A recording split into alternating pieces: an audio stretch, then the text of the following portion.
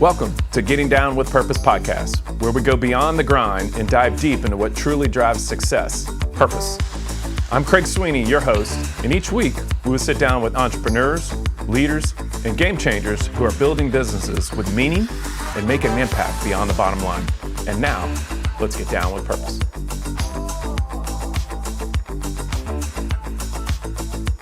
Welcome to Getting Down with Purpose podcast. My name is Craig Sweeney, and thank you again for joining us in season 2. I'm here with Rick Hayduk, and Rick joins us from Greenville, South Carolina.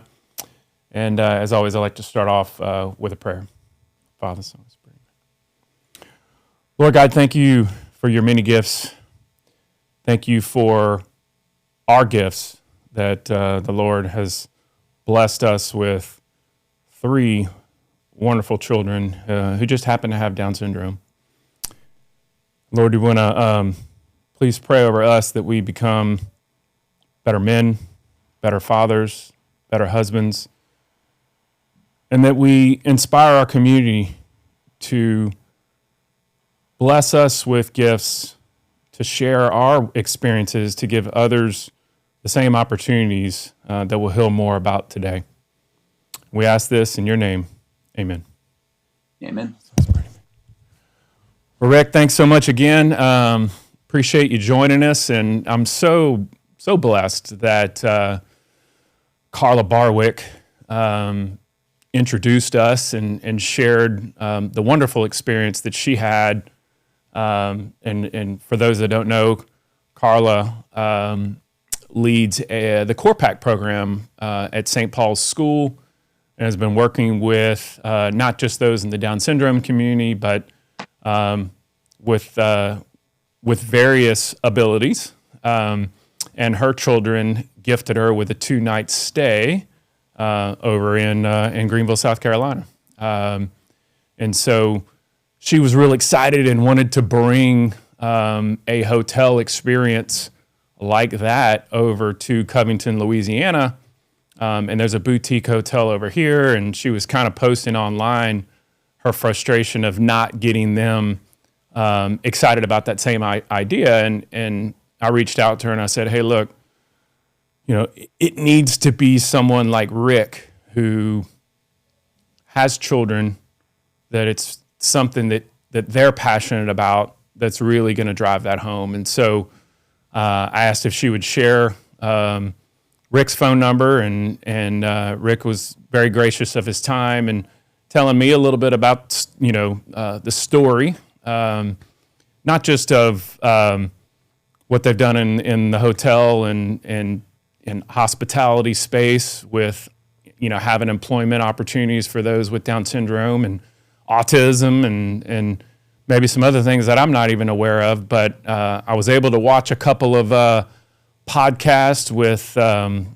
ESPN, and some of the stories of the Shepherd Hotel in Greenville, and certainly saw the Kelly Clarkson show and just a lot of the great stories out there. And so I just thought, Rick, I'd start off with maybe even a little bit before the hotel concept. I mean, you've been in that industry pretty much most of your career, right? But take me back, I guess, to how you got started. I was in the recruiting and search business for a while, so this is not really an employment interview, but take me back a little bit of your journey and maybe how you got to where you are today. Well, it's kind of comical. So I went to a mediocre college in Virginia, and I had mediocre grades, two years of academic probation, not for the reasons that one might think. I didn't waste my first 2 years away. I struggled swimming at the Division I level and balancing, college and so forth. But graduate. Now, I come from a hotel family in New York City. The funny thing is I hadn't seen a lobby of a hotel until I was 21 years old. My father was a linen supplier. So, almost half the hotel rooms in New York City, his company provided the linens. So mediocre school, mediocre grades. What do you do? Dad, can you help me out? And it just so happened that I worked at a golf course my 4 summers of college in New York. And one of the members was the general manager, managing director of the Plaza Hotel, a very upscale 5-star hotel in Manhattan. And he was transferring he left the Plaza and went to a very upscale resort in Palm Beach, Florida. And one thing about the game of golf, if you can hit a golf ball better than somebody else, they kind of gravitate towards you. So I befriended the guy. He was a friend of my father's. He made me the job offer. And I started off as a club management trainee. He kind of pigeonholed me into the resort part of the resort. And that's where I started in 1986. And Craig, you highlighted, yep, I've been doing this my entire life. I may have taken, if you want to call it, at a 5.5 year sabbatical of late. The private equity firm that would buy real estate and then somebody had to run it. They bought a multifamily complex in Manhattan. So I returned to New York City right before I left, right before I started opening this hotel that we're referring to in Clemson, which was just about 4+ years ago. So it's a long journey. Hospitality is an amazing industry. I've worked from Germany and Copenhagen to California and the Bahamas and a whole bunch of places in between. But it really was 20 years ago that my life changed when my third daughter was born with Down syndrome.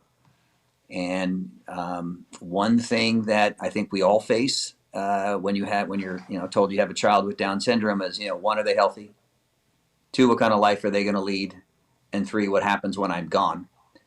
And in my personal assessment, hospitality is one of the greatest industries to employ people with disabilities because it's just a people-focused industry. It's very task-oriented. We're not building rockets. We're not coding. We are taking care of people. And I started a journey immediately when my daughter was born to start looking at, what job prospects that she could have, whether it be in the restaurant side or the hotel side. So, and that brought us fast forward to 4 years ago when we opened up the Shepherd Hotel in Clemson. And, it's been rolling for 3 years and very successful. Yeah, we're recording at the Reminding. So the Reminding is a coffee shop over here. One of the things that we talked about that I was just truly drawn to is that they have kind of a tagline here is "You are loved," right? And we now have an employment initiative. We'd set up a fund at the North Shore Community Foundation called the Reed Rocks Fund after my son Reed, who's 10, and we either wanted to open a coffee shop, and then I heard about the hotel, and I said, well, maybe it's not a coffee shop. Maybe we can open a hotel with, a great restaurant. And, I was a server in the restaurant industry years ago. And I'd still say to this day, I think everybody should be required to work in the service industry at some point. True. And Steve Tujak opened the Reminding, said, yes, we're a coffee shop, but it's not about coffee. It's about reminding us of God's love. And I just think our children and many others, out there are that great reminder, of love. And so they've done interviews and they're about to hire their first employee here. So it's been a beautiful journey from us recording, the first few episodes here to now us having a conversation of how can we take the concept that you helped birth and where else can we make this happen, right? And so, one of the things you and I talked about was sure, coffee shop, sure, hotel. I'm working with the National Down Syndrome Society to be a voice in DC, to be a voice in Baton Rouge at our capital here in Louisiana, to kind of open up the old antiquated laws that have been out there a while, to there's still legislation out there, and there's still states that can pay people lower than the minimum wage.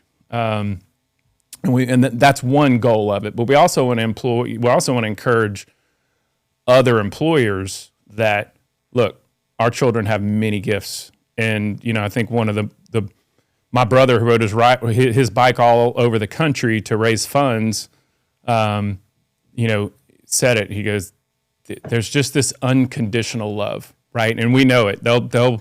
Your daughter will probably go and just hug a stranger that she's never met in her life, right? We'd like to thank Magnolia Wealth Strategies. Magnolia Wealth Strategies is a holistic personal and business financial guidance firm offering a full range of financial solutions serving the needs of individuals, families, and businesses. Magnolia's main purpose is to help people secure their future and protect the ones they love. They also strive to serve the communities where we live and work. Magnolia helps you grow your way. Well, there's, and by the way, my wife and I adopted a little guy with Down syndrome through the National Down Syndrome Adoption Network, and he's 17. So, both kids, and in my opinion, I think Down syndrome is God's way to remind us all that we screw things up. Meaning, if you look through the lens of someone with Down syndrome, they don't have prejudice. They don't have, they don't carry a lot of the negative emotions or things that are formulated over the years of, developmental growth. They're just, innocent, naive. Yep. Carries, always concerned about like strangers and things of the sort. But my two kids, you're right, Greg, they're going to go hug somebody because they just spread joy and love. And again, I truly believe in my heart of hearts, it's God's, Down syndrome is God's way to remind us, you guys just keep things simple, live like my daughter and my son, and you'll be happier. And, I see it every day. God, they have this sense. Reed went and hugged somebody in church, and he came up to me after, and he was like, I needed that. He said that, or the person he hugged? The person he hugged came up, was like, I needed that. So it's almost like a sixth sense. Yep. That, again, God kind of works through different channels and vessels, and maybe Reed targeted that person because he felt that they needed it, and Reed sensed it, and Reed did it, and it worked. Yeah, I wholeheartedly agree that this is what we've been put on this earth to do, right? And gosh, how many hotels and look, if it's something that is touched by Rick Hayduk, great. If it's somebody out west, right, that hears about this and says, hey, you know what?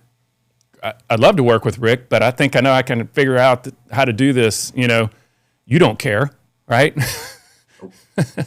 No, and for example, I'm not working with the hotel in Clemson anymore. I'm working with a different group, and we're going to open a hotel, the Lantern Columbia, led by purpose, lit by kindness. A very similar model to the Shepherd in Clemson. It'll be a boutique hotel, upscale, but it'll employ individuals with disabilities. And so if you think about it, you got one hotel in Clemson that is providing employment to typically 35 to 40 individuals with disabilities. We're going to do one in Columbia. Math is probably pretty close. One in Rock Hill, South Carolina, which is a suburb of Charlotte.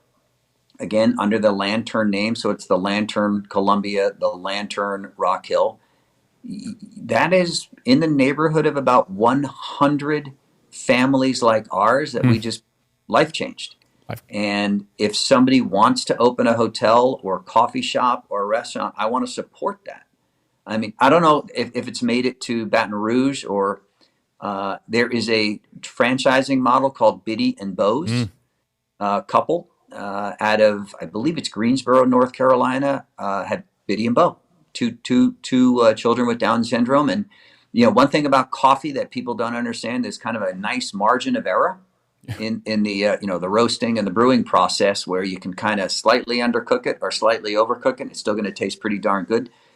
So Biddy and Bo's, I think right now they're at like 30 some odd coffee shops, and they employ, I think mathematically, it's like 500. So, I mean, you just got to keep chiseling away at this. So whether it's coffee, restaurant, but I mean, hospitality lends itself perfectly to the employment of, whether it's Down syndrome, autism, for so many, as I alluded to a minute ago, for so many of the functions that need to get done. And one thing, back to your legislation comment, if you really look at like at the federal level, it is a disincentive to work. Yep. You can't have X amount of dollars in assets, and you can't work or make so much money. And it's like, well, wait a minute. I thought the whole idea was to integrate, include, and employ. Now you're saying that we're not going to get, certain benefits, because like when we're gone, there are, I mean, Craig, you might be more versed on it than I, but individuals with Down syndrome are living longer. Yep. But my understanding that there's a tie to Alzheimer's. So just from the medical perspective, and we do know that the one common theme is the mother is typically over the age of 40. That's like the only thing that I understand at this stage. I'm sure there's been more medical advancements, but from what I know, that's like the only common thread. That doesn't mean that someone below 40 can't have a child with Down syndrome, but for the most part, they're saying, it's typically an older mother. That said, that means we're aging out much faster than they are, and they're living longer. So, why should we not have our kids, the adults, not work so they can maintain certain, benefits? It doesn't make any sense. So, anyone listening to the podcast that lives in our world, I think that's something that we should all work on. Because they can work, they want to work, but there's a lot of families that, that medical component is going to be a major part of that future. And, while we get to that age, they should be working, they should be contributing, they should be a part of it, they should be building their confidence, all of the things that comes with the integrity of work. Yeah, I go back to my staffing days, and, you have certain types of jobs that have a high turnover, right? And so I think the other blessing and gift is that when you hire for these positions, they are so blessed to be able to get that opportunity, and then they stick, right? And then also there's so many benefits that the customers, right, and those that are coming to the hotel get this experience where they can't get that anywhere else, right? And just the whole feeling in the coffee shops. I've spoke to several different restaurant owners. They'll call and they'll say, "Hey, is Reed working? Okay, good, we're coming." Yeah. There is a pot of gold here, and it's on both ends, as you just alluded to. Being in a college town for the past few years, how many of those let's just say the student team members, were grateful for their jobs? All of them. I'm talking about the general population. Okay. Yes. Able-bodied. To them, it's like, yeah, I need to work. I like this place. It's really nice. Everyone's nice to me. It's a good vibe, good culture. Thank you for the paycheck. We had Hurricane Helene move through here a year ago. And we lost power in the hotel, and it happened to be a football weekend. So the hotel was full. The city loses power. Guess who showed up to work? Every one of our special ability team members. Now, by the way, some of them showed up without an umbrella, without a raincoat on, and we had to reclothe them and dry them off. Every one showed up to work. And what I've learned, and what I say to employers, is yes, the investment up front of training might be 3x or 4x or maybe even 5x in the amount of time. But once you dial them in, they are dialed in. And in 3 years, guess how many sick days our special ability team members have exercised? 0. Wow. Not a 1. Because they're grateful for the work. Now, do they understand? You kind of do that compensation tie. Do they understand that I'm working and I'm making, $14, $16, $17 an hour? And do I pay my bills? That's where there's that little bit of a disconnect, which there's always somebody to get involved in that, family members. More importantly, though, is they come in, they love to be a part of a hotel, a restaurant, a coffee shop, and that can't be underestimated. I mean, just the gratitude, like, thank you, thank you, thank you. I love this. And it's purposeful. And by the way, I mean, none of our staff drive. Well, actually, there's one guy, one gentleman with autism. He drives. Everyone else is like walking or riding a bike to work. On the other side of the coin, I can't tell you how many of the hotel guests over the past few years have just come to me and look at me and just a faith in humanity restored. Thank you. And then a lot of my colleagues in hospitality have picked up the torch. One of my close friends, colleague in North Georgia, runs a very, very high-end resort. He's got 4 individuals with autism in his kitchen. Oh, wow. Another buddy of mine in Boston, another 4-star plus hotel. He's got individuals with autism on his team. So, we call it the butterfly effect. Back in that 1950s, when the MIT professor wrote, "Butterfly flaps its wings in Chile and it changes the weather in Kansas."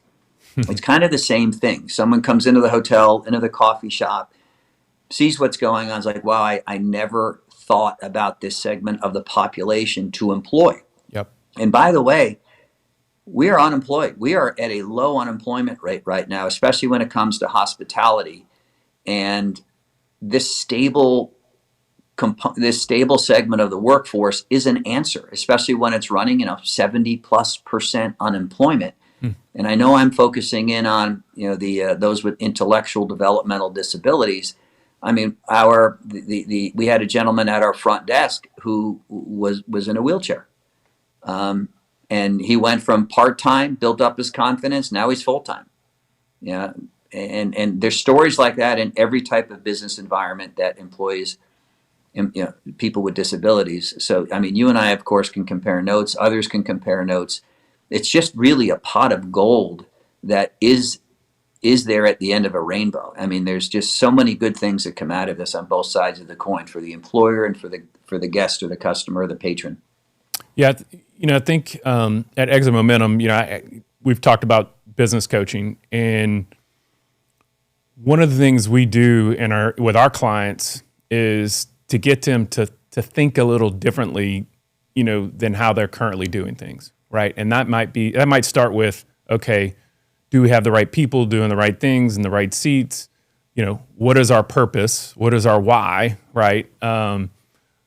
Pretty easy when if there's a way to integrate there from a purpose standpoint, and then there are the processes and how we do things, and then, how do we measure performance, those kinds of things. But there's an organization in Kansas City that we connected with called Down Syndrome Innovations.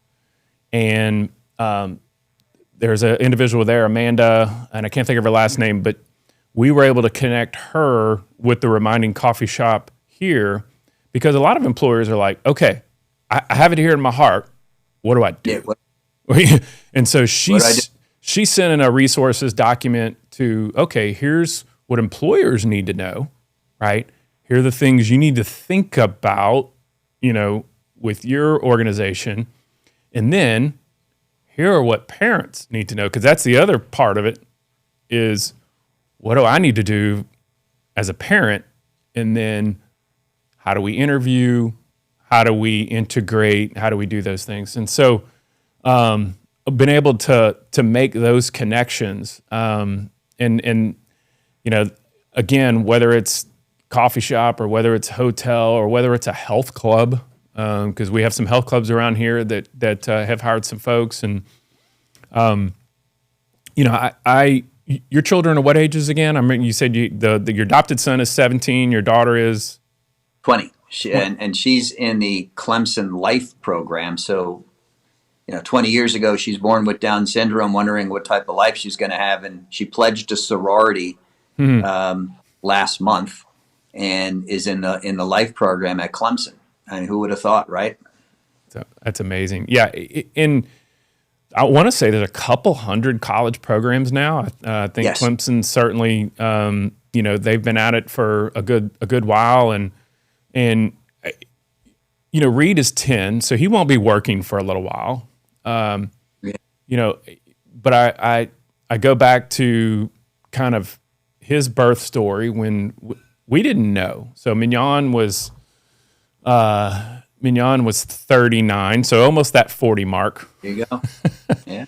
I'm 5 years older, and they asked us about the pre-test because I've had a few different parents. I had a set of parents on our podcast who have a 2-year-old, and then I had a dermatologist over here who has a 9-year-old daughter, and I always like to ask about the birth stories, because you start from either if you found out before or if you found out right at birth, and then we go through those first early years of, okay, what how do I get through this part? And then they start moving into school, and you start finding out that at an elementary standpoint, there's some pretty good resources. You start to move to junior high, and maybe things aren't quite as good. You move into high school, whether it's public or private,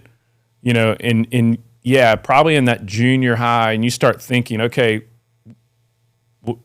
what are the options? Like, what is the next 10 years plus? And that's what got onto me at 10 years old. I'm like, okay, we got to start planning. We got to start now, right? Yeah, families call that the cliff. The cliff. It's when they leave high school. And again, despite my daughter in Clemson life, she left high school at 18, but they gave her a certificate of completion, not even a GED. So I've heard of the term the cliff because what happens when you're out of a school system? And then it becomes, bagging groceries, finding a very empathetic employer, or working with, a Project Search or Goodwill Industries or, the organization that you're setting up. There's always you would hope there's a grassroots component of that transition from the protected environs of, education to the real world. I can't tell you how many end up on the couch, and that's heartbreaking. I mean, I got a cool story, Craig, where when we were hiring, a lady walks in with her daughter, and she says, "Hi, my name is such and such. This is my daughter. She's 35 years old, never worked a day in her life. Would you hire her?" And I says, "Well," and at that point in time, we had a room where we were doing skills interviewing. So we had like a place setting where they had to set it up, break it down, can they follow? And then they went over and vacuumed a certain area to see spatial orientation and so forth. So we're like, yeah, sure, let's go over here. So we walked them over to the interviewing her, and the mother came with us. I said, "What are you doing?" She says, "Well, don't you want me here?" I said, "No, we're hiring her."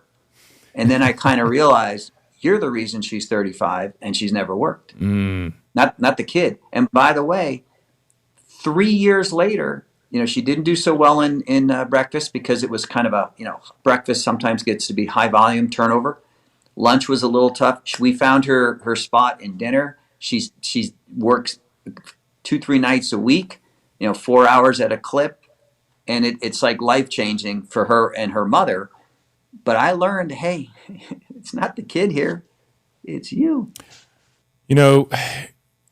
I'll even throw myself in that guilty corner, right? And it's just, as parents sometimes, we almost put the governor on our children, and maybe as Down syndrome parents or those with disabilities, we try to protect them, right?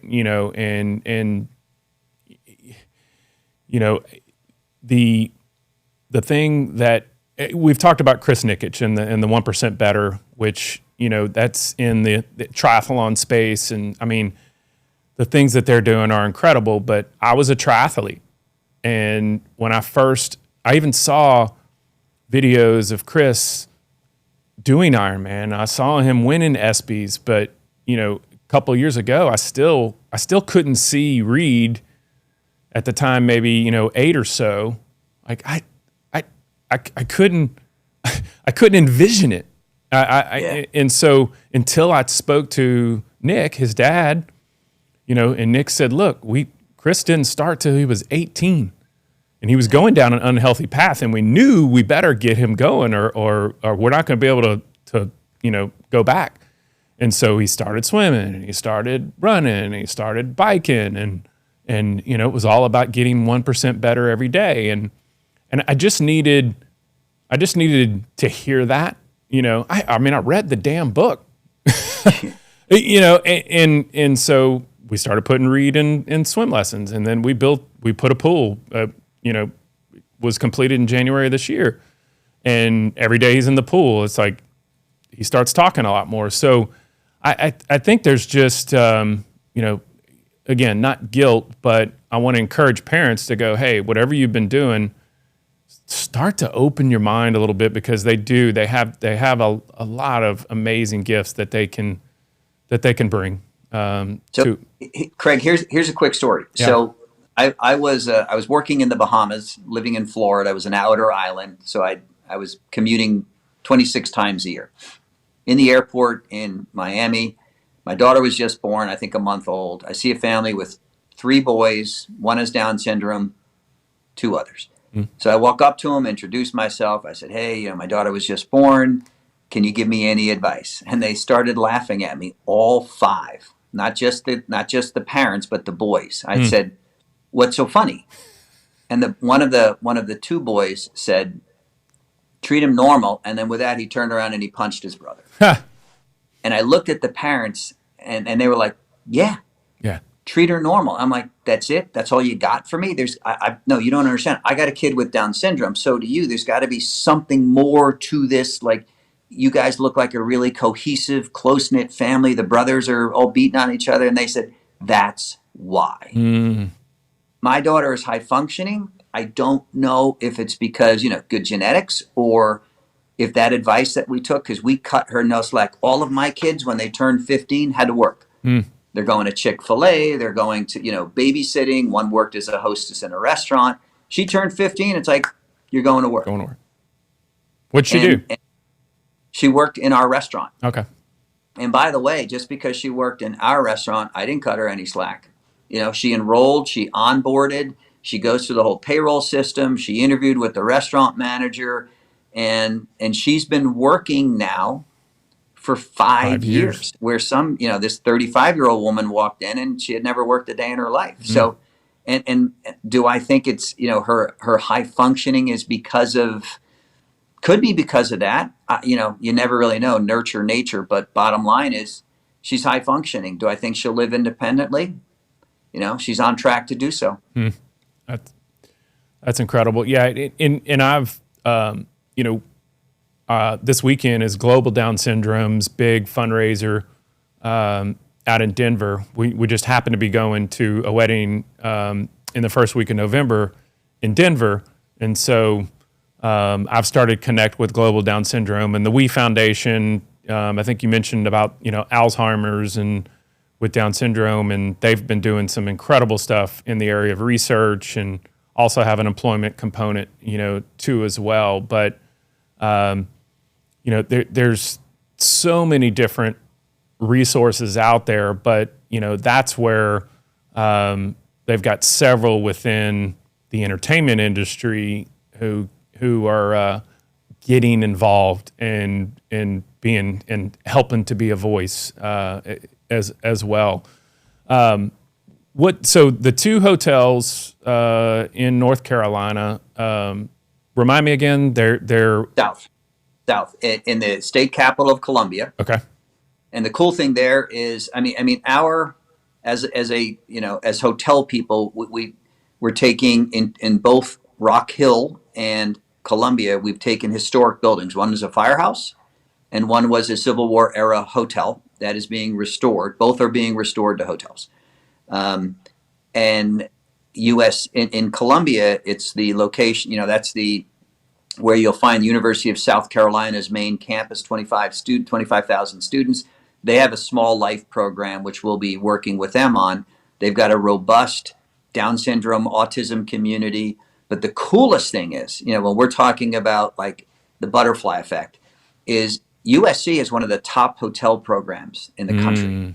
They have over 650 undergraduate students Oh, wow. that are learning how to operate hotels, restaurants, and the like. So what I love about this, we're going to be working with the hotel retail sports management school, working in our hotel. So they're going to be working alongside whether it's Carolina Life students or someone with Down syndrome or someone with autism. And, my dream would be, that kid works in the Lantern Columbia for, a year or two while they're at USC. They graduate, they go work for Hilton, Marriott, IHG, Four Seasons, whoever it might be. They go to that hotel, and the first thing they say is, "Hey, wait, when I was in college, I worked with people with Down syndrome. Why aren't we doing that here? We can't find enough food servers, food runners, laundry, housekeepers. Why wouldn't we consider doing that here?" Like that would be what this is all about.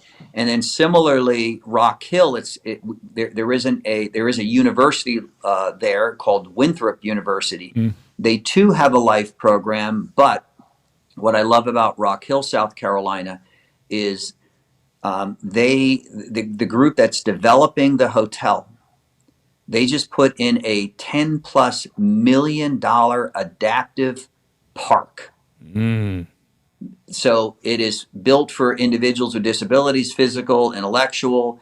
And even cooler is they're building 2 ball fields with this. It's a softer, spongy surface, such that kids with wheelchairs and walkers, and if they're going to fall down, it's called Challenger Baseball or Miracle League. I mean, the park is named Miracle Park. These are the guys that are doing the hotel. So there is a massive community in Rock Hill, South Carolina, that we're going to be drawing from on the employment side. And this same group, they're opening up like a retail coffee shop in the park because it is that big. So What a community to put a Lantern hotel in. That to me is what this is all about: employment, letting everybody see this segment of the population that kind of goes about quietly. To be honest, I mean, we know it. I mean, it's hard to get out the door, right? When you look at someone with a physical disability or autism or Down syndrome, we have good days, we have bad days. I mean, everybody does too, but it's kind of a silent segment of the population. There's nobody out protesting and there's nobody out marching.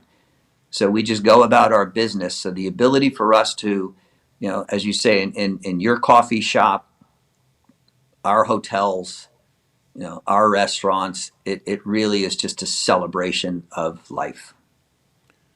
So I met with a university over here, and it was the College of Business, and they have a program.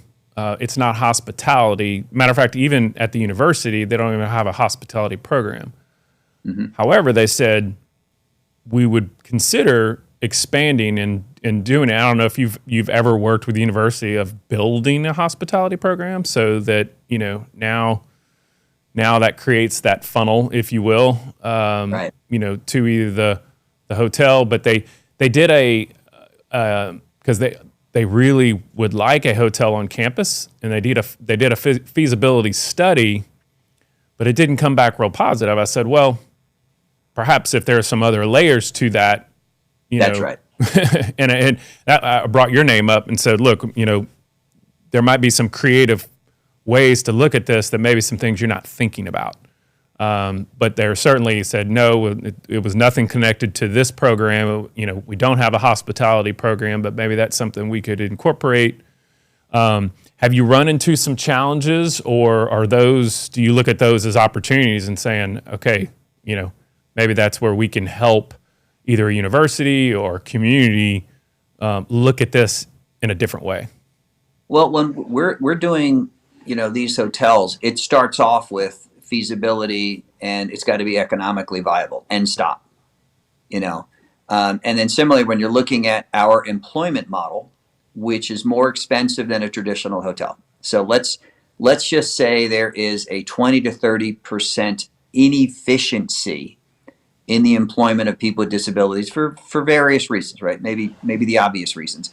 Because in our case, I always want to pay them exactly the same, right? You Yep. work there for a year, you get the same pay, the starting wage is the same.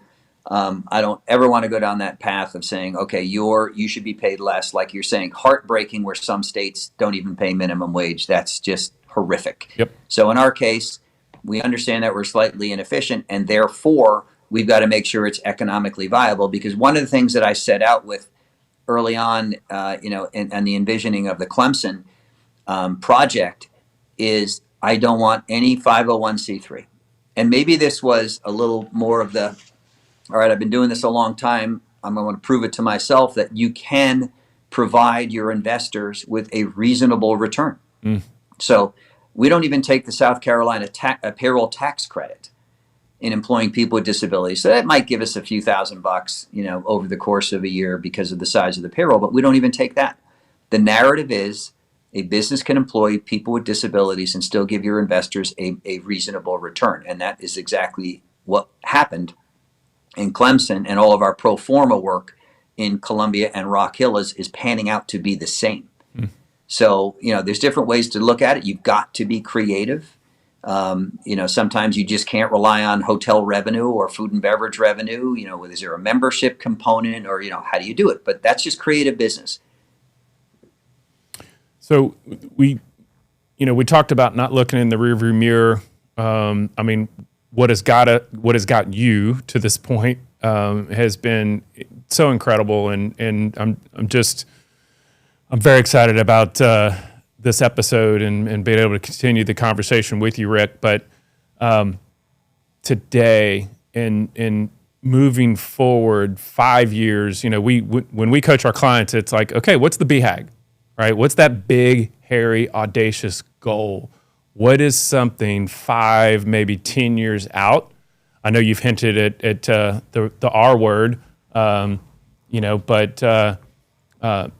retirement might not be necessarily retiring and just hitting those golf clubs, but what's your BHAG? What would you like to see 5 or 10 years out from now? So I'm going to give you an answer that maybe a lot of people don't like. I'll go back to when my daughter was born. I was that BHAG guy, like 6-month goals, 12-month goals, 3-year goals, span of control. How much influence do I want to have? Size of job, compensation, so forth. My daughter is born, and I started looking through life. I started looking through her lens at life, and I'll be the first to admit, and I've done it frequently, is I didn't stop and smell the roses. I was driven. Like, worked in some amazing hotels with some amazing people. I've had great, people all along that journey, so much smarter than I am. I'm trying to learn, trying to keep up. Never smelled the roses. My daughter was born, boom, like hard right, where, to the point where I've even said, I never dance, right? Elaine in the Seinfeld episode where she's, all right, so that was me, right? We were in Southwest Florida at a resort. We employed a amazing piano player from Arkansas in a restaurant, and my daughter would get up and want to dance. And I'm like, great, go for it. And she came over to me, like, I think she was 5 or 6, and pulled me on the dance floor. And I'm like, you know what? You're right. You're absolutely right. Like, she's just free. That was a pivotal moment for me to answer your question. Is I kind of live in the moment right now. And I love it because I want to smell the roses. I want to experience every day with her, with my wife, with my kids. It's a beautiful day here in Greenville, South Carolina. I've got 2 hotels to open up in the next 12 months. I've got some really amazing people to, train up. And I kind of look at it, God has a plan. Now, that doesn't mean that you sit on your behind and say, okay, you tell me what I'm supposed to do. We know that that's not how it works. But at the same time, God has a plan. I'm a hotel guy that I was blessed 20 years ago with a kid with Down syndrome. Did I ever think I'd be doing this today? Not a shot. Is my life so much better? Absolutely. So I kind of look at the next, 12 months, 3 years, 5 years. I don't know, Craig. But what I do know is what's in front of me is 2 hotels, and there's a lot of work to be done, and wonderful. And that's what I'm focused in on. But at the same time, I don't want to miss out on a day. Yeah, and look, you have to look at what am I doing today, right? What am I doing this week? What am I doing this month? What am I doing this quarter? One was, and we've talked about the event business, and I think however they happen, I started a marathon that grew to 22 events in 6 states, and when 3 weekends in a row I'm in a hotel in a different state, I'm not being present with my family, right? And however it happened, it's certainly how God wanted it to happen, because what we are working on right now to have an impact, not just for, I feel like our children will receive the benefits that we will create for many, many, many others. And that's what I am working on. And from I've talked to the other business coaches that are on our team, and I said, look, if I don't mind going to Austin, Texas. I started with a new client in Austin last week. I want to spend less time on a plane for sure, but I want to work with organizations who are purpose-driven, and anybody who has the DNA of it doesn't have to be the hotel industry, but either through the company that they work, or maybe through a foundation or through, some initiatives to create more opportunities like this, is either the clients that I want to work with, or the individuals, to help them expand their mind a little bit of what is possible.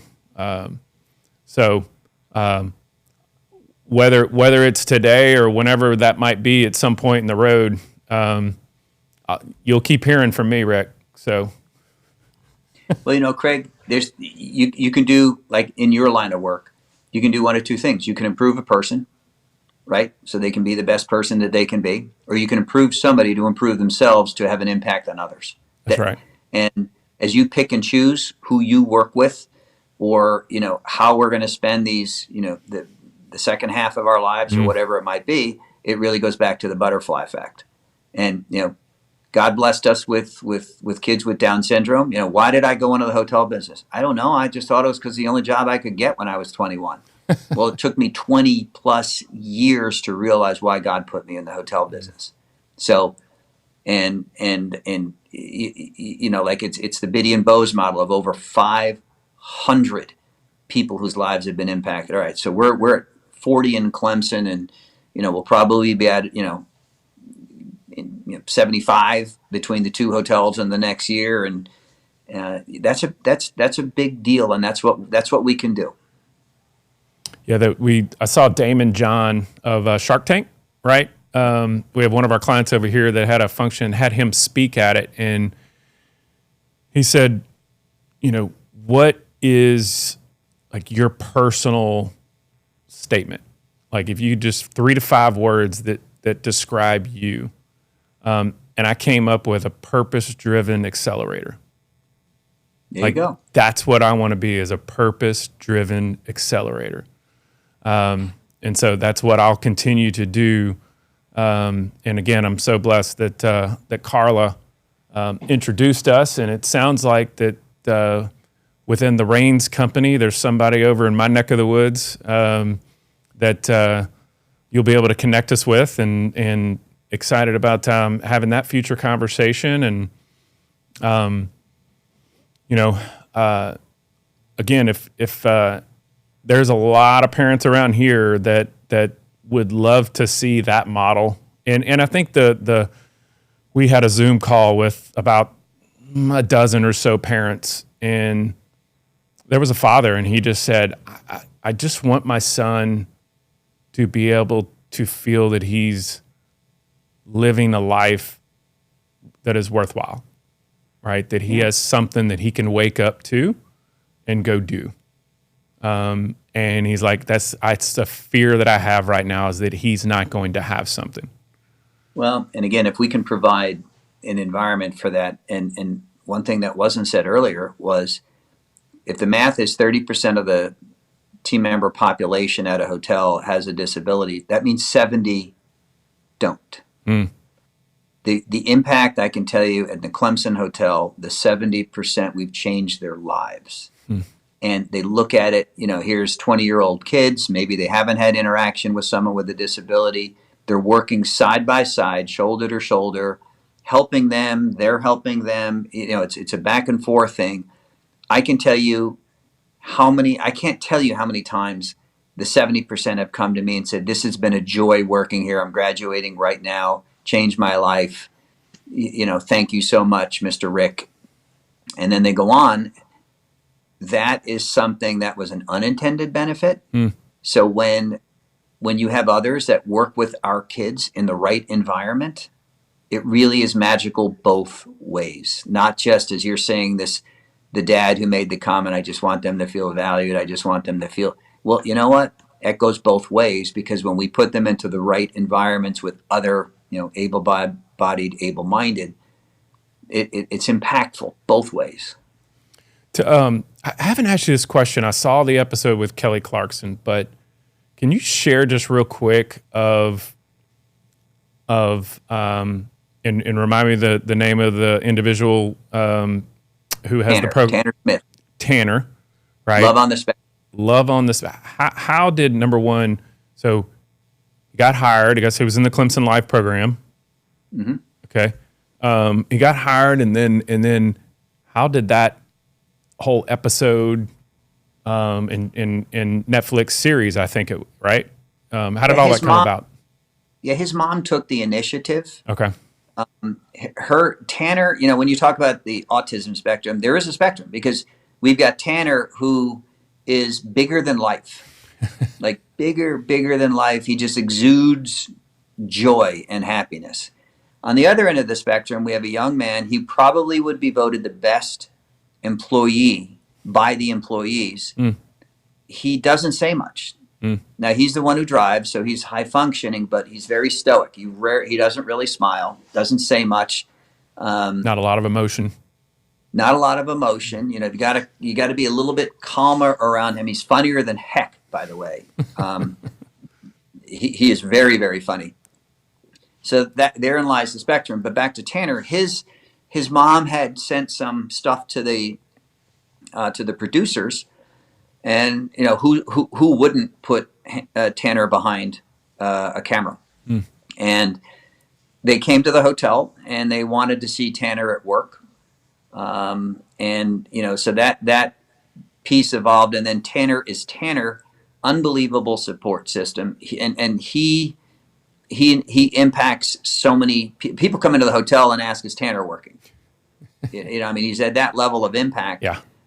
But at the same time, I know he was in, season 2, because he's funny, he's charming, and, he's been great for, I think, the autism community, because he'll tell you, he goes, yeah, we're wired differently. We're wired. He goes, our brain works differently. So, 100%. Nothing to be, don't look at us differently. Just understand that, hey, everyone has got some type of difference component in their makeup. He goes, my brain thinks differently, and I'm wired a little bit differently, but trust me when I tell you, I'm happier. I'm happy and I'm proud. It's awesome. He's an incredible human being. Yeah, and I had somebody on season 1. It's Rich Shega. He's my financial advisor and used to live across the street from us, and 6 kids, and he has an autistic son, Ryan, and they never really connected. They didn't have a connection with something until they were in Gulf Shores and it was raining, and they were like, watching NASCAR, and his son was like, "What is this?" And he's like, "Well, this is NASCAR, and the cars go, fast around the course." And he was like, "Oh, wow." And he said, "Hey, there's a go-kart place down the street. You want to go?" He was like, "Yeah." And so they went go-karting, and it was just like light bulbs went off. And now, like, he's a national champion go-kart racer. I mean, going 90 something miles an hour, right? Well, what's really cool is, it's right, they're wired different. Like, he can look at a course and he'll memorize it. Yeah. Like, he'll know, yep, left, right, left, right, left, right. Like, he knows, right? And You can anticipate it. Mm-hmm. Well, here's again, and everyone's got stories, but we hired someone on the spectrum to do our accounting and finance. Now, by the way, overcame dyslexia, undergraduate degree hospitality, MBA, unbelievable kid. And he came to me in one of his assignments. He goes, "Rick, I think we've been paying our taxes wrong." I'm like, "There's no way." I sat down physically with the South Carolina Department of Revenue tax representative, and she showed me how to pay the taxes. There's no way. I got it from the first-hand source. He says, I don't think so. I said, "Well, you know what? Dig into it." Calls me up the next morning. He goes, "I read the South Carolina hospitality tax code last night." I said, "You did what?" He goes, "Yep. And we're doing some things right and we're doing some things wrong." And he had already done the analytics. And I'm like, are you, wait, let me go backwards. You read the South Carolina hospitality tax code? He goes, "Yeah." Like, I said, "Did you sleep?" He goes, "Yeah, I got a couple hours." So like 350 pages or something? It's insane. I mean, but he absorbed it. Wow. And he is an extraordinary guy. And I actually found him at a front desk of a hotel in South Florida. I'm like, "Hey man, you seem a little fish out of water." He goes, "Well, I want to be in the hotel business." I'm like, "There's another avenue for you to go down." And I brought him on board and put him into, finance and accounting. And he's absolutely flourishing. Wow. That's so cool. Well, like you said, we could probably have a whole nother hour just on stories, right? But that's what's so beautiful is this gives us a platform to share some stories and create more, perhaps hotels and other parents, other entrepreneurs who can take this and maybe create more stories for themselves as well. Is there anything else that you wanted to maybe leave our audience with? Well, I'll leave your audience with my gratitude to you for doing this. This allows a platform and an amplification of two guys who happen to be dads who are using the God-given skills and talents that we have to do something. Maybe for me, I can't speak for you, selfishly to make sure my kids have jobs. But thank you for what you continue to do with your employment startup and the podcast and everything that you're doing in your area, and how far that reach is going to be, one will never know. But I got great gratitude for you doing what you're doing, Craig. So thank you. I absolutely. So glad to at least have a platform where, and that's what Getting Down with Purpose is all about, is being able to share more stories of companies, who sponsor Miracle League, other companies that are getting involved in creating opportunities. And so look forward to continuing the conversation on and offline, and just very grateful. And just close out real quick with a prayer. Lord, thank you all again for bringing us together to share our stories, influence others to do the same in your name, as more and more children like ours can share their joy with many others. Amen. Amen. Thank you. Thank you again for joining Getting Down with Purpose podcast, and we look forward to seeing you on the next episode.